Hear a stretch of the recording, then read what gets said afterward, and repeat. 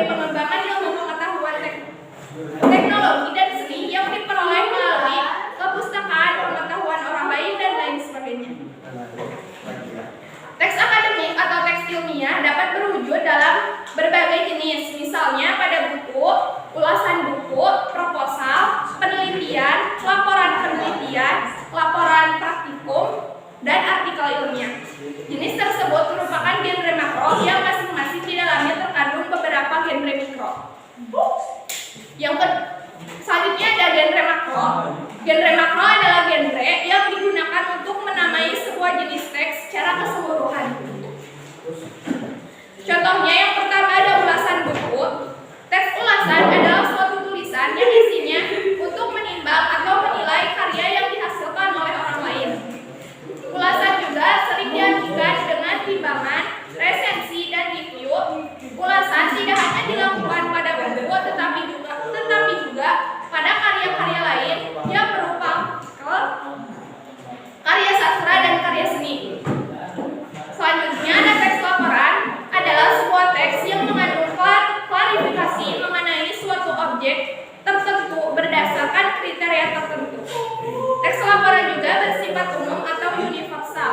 Teks laporan disebut juga teks klasifikasi karena teks tersebut memuat klasifikasi mengenai jenis-jenis sesuatu berdasarkan kriteria tertentu.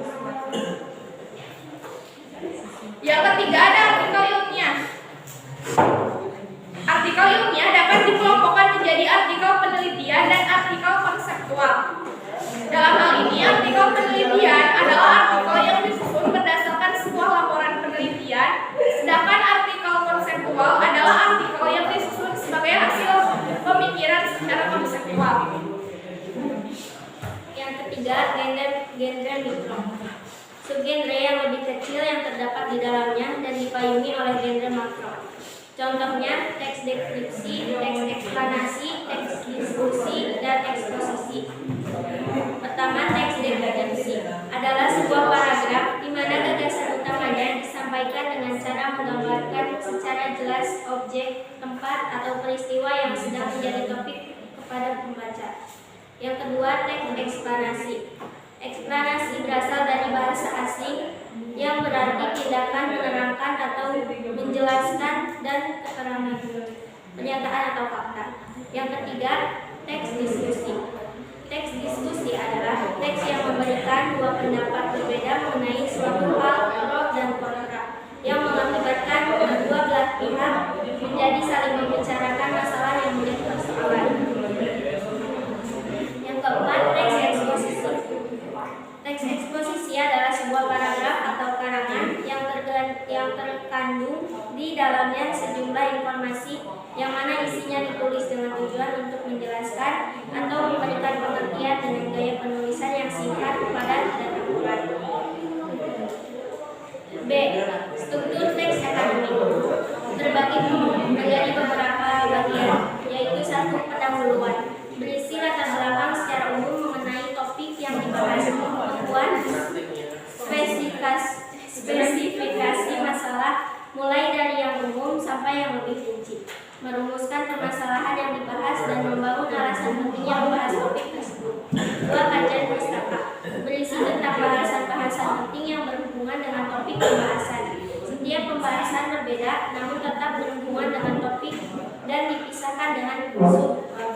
Didominasi dengan kutipan dari berbagai pustaka, diurutkan dari pembahasan umum hingga khusus, lalu diakhiri dengan simpulan keseluruhan kajian pustaka. Yang ketiga, hasil, berupa angka, pola, dan tulisan dan metode yang digunakan. Semua tulisan murni berasal dari metode yang digunakan, tidak lagi menggunakan kutipan di dalamnya. Teknik berhubungan dengan angka tersebut harus dianalisa secara statistik sebagai bentuk simpulan dari seluruh angka yang didapatkan. Yang keempat, pembahasan, berisi perbandingan dari hubungan antara kajian pustaka dan hasil, berisi penjelasan mengapa dan bagaimana hasil itu didapatkan secara menjelaskan proses fenomena itu terjadi, dan menyimpulkan perbandingan dan hubungan antara kajian pustaka dan hasil. Yang kelima, kesimpulan, berisi simpulan dari semua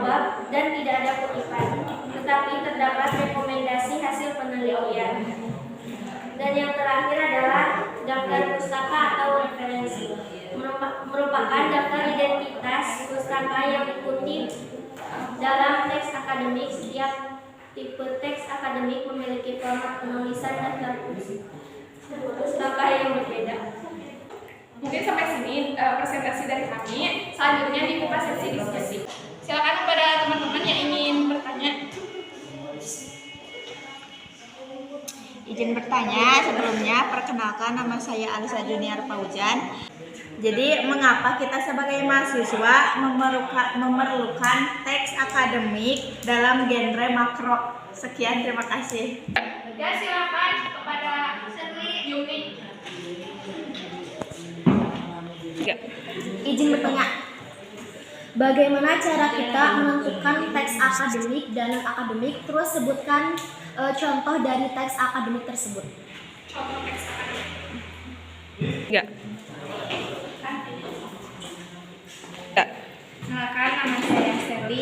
Izin bertanya, apa saja ciri-ciri teks akademik?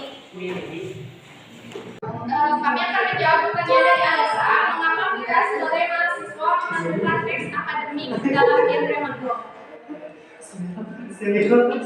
Karena pada saat perancangan, penelitian atau kegiatan Anda memerlukan teks yang disebut proposal penelitian yang menggunakan genre makro. Bagaimana dengan jawabannya? Selanjutnya kami akan menjawab pertanyaan dari Yumi, yaitu bagaimana cara membedakan teks akademik dan non-akademik serta contoh dari teks akademik itu sendiri. Untuk teks akademik bedanya kalau teks akademik memaparkan hasil penelitian yang dilakukan, sedangkan teks non akademik berisi saran-saran.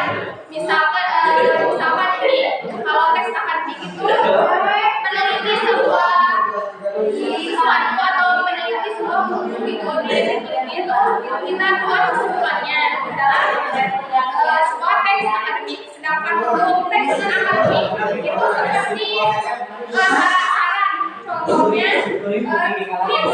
tips praktis untuk merawat seekor anak kucing. Nah, itu merupakan salah satu teks non akademik. Kalau contoh dari teks akademik sendiri yaitu